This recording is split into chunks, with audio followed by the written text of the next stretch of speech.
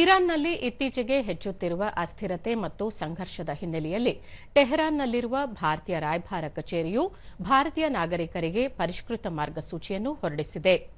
ಭದ್ರತಾ ಪರಿಸ್ಥಿತಿ ಸುಧಾರಿಸುವವರೆಗೆ ಯಾವುದೇ ಉದ್ದೇಶಕ್ಕಾಗಿ ಇರಾನ್ಗೆ ಪ್ರಯಾಣಿಸಲು ಉದ್ದೇಶಿಸಿರುವ ಭಾರತೀಯ ನಾಗರಿಕರು ತಮ್ಮ ಪ್ರಯಾಣವನ್ನು ಸದ್ಯಕ್ಕೆ ಮುಂದೂಡುವಂತೆ ರಾಯಭಾರ ಕಚೇರಿ ಕಟ್ಟುನಿಟ್ಟಿನ ಸಲಹೆ ನೀಡಿದೆ.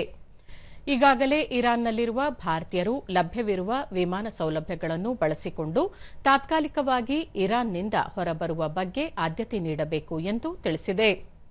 ಒಂದು ವೇಳೆ ಇರಾನ್ನಲ್ಲಿಯೇ ಉಳಿಯಲು ನಿರ್ಧರಿಸುವ ಭಾರತೀಯ ನಾಗರಿಕರು ಅತ್ಯಂತ ಎಚ್ಚರಿಕೆ ವಹಿಸಬೇಕು. ಪ್ರಸ್ತುತ ಪರಿಸ್ಥಿತಿಯ ಸಂಪೂರ್ಣ ಅರಿವು ಹೊಂದಲು ಸುದ್ದಿಗಳನ್ನು ನಿರಂತರವಾಗಿ ಗಮನಿಸುತ್ತಿರಬೇಕು ಮತ್ತು ಇರಾನ್ ದೇಶದ ದಕ್ಷಿಣ ಕರಾವಳಿಯಂತಹ ಹೆಚ್ಚಿನ ಸೇನಾ ಚಟುವಟಿಕೆಗಳು ನಡೆಯುವ ಪ್ರದೇಶಗಳಿಂದ ದೂರವಿರುವಂತೆ ಸೂಚಿಸಿದೆ.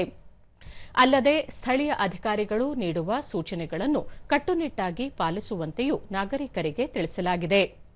ಪ್ರಸ್ತುತ ಇರಾನ್ನಲ್ಲಿರುವ ಎಲ್ಲಾ ಭಾರತೀಯ ನಾಗರಿಕರು ಆದಷ್ಟು ಬೇಗ ರಾಯಭಾರ ಕಚೇರಿಯಲ್ಲಿ ತಮ್ಮ ವಿವರಗಳನ್ನು ಕಡ್ಡಾಯವಾಗಿ ನೋಂದಾಯಿಸಿಕೊಳ್ಳುವಂತೆ ಸೂಚಿಸಲಾಗಿದೆ.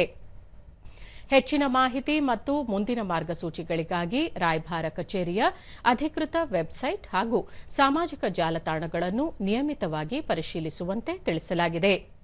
ತುರ್ತು ನೆರವಿಗಾಗಿ ರಾಯಭಾರ ಕಚೇರಿಯು 9812281015 9891281010 ಮತ್ತು 9899321793 ತುರ್ತು ಸಹಾಯವಾಣಿ ಸಂಖ್ಯೆಗಳನ್ನು ಬಿಡುಗಡೆ ಮಾಡಿದೆ.